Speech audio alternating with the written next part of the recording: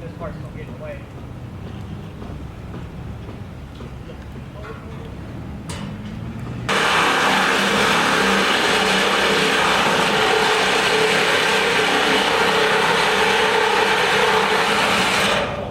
Yeah, Wasn't about that 7 one o'clock? boy right there was in there and he got underneath that Jeep because all this came down on him.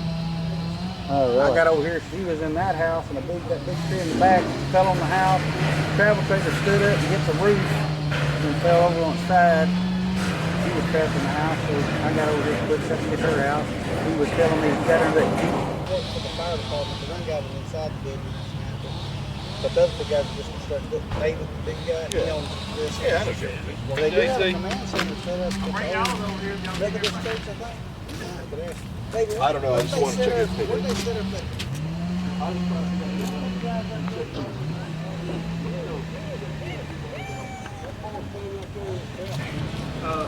I think for the volunteers, the command center is go to the red light, take a left, the church on the right. Well, do you need anything else here? We'll drag it out. Airways and everything.